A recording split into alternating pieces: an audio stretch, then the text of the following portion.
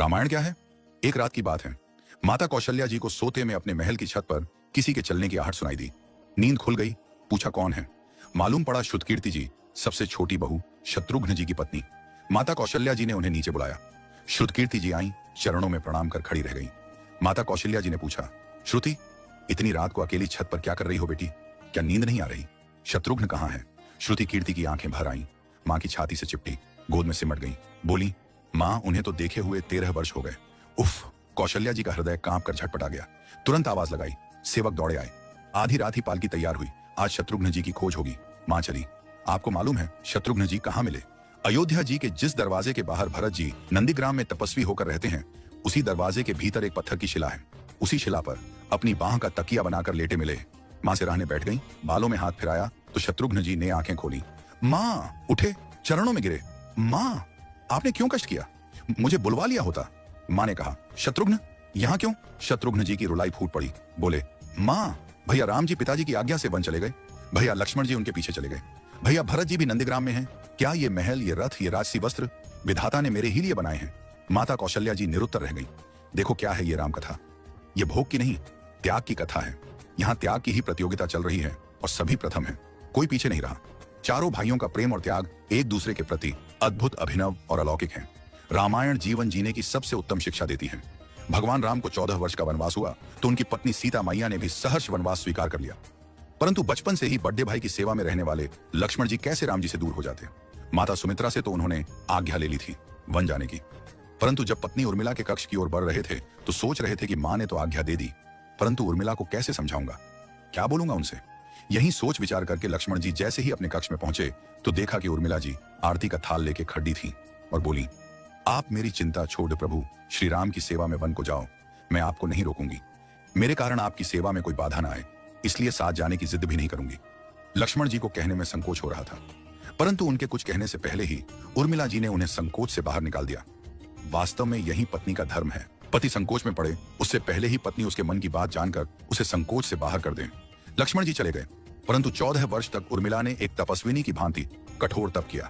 One में प्रभु श्री राम माता सीता की सेवा में लक्ष्मण जी कभी सोए नहीं, परंतु उर्मिला ने भी अपने महलों के द्वार कभी बंद नहीं किए और सारी रात जाग जाग कर उस दीपक की लौ को बुझने नहीं दिया।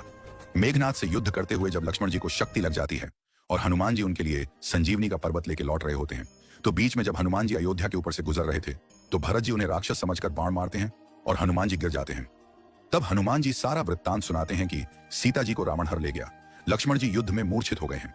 ये सुनते ही कौशल्या जी कहती हैं कि राम को कहना कि लक्ष्मण के बिना अयोध्या में पैर भी मत रखना, राम वन में ही रहे। माता सुमित्रा कहती हैं कि राम से कहना कि कोई बात नहीं, अभी शत्रुघ्न है, मैं उसे भेज दूंगी। मेरे दोनों पुत्र राम सेवा के लिए ही तो जन्मे हैं।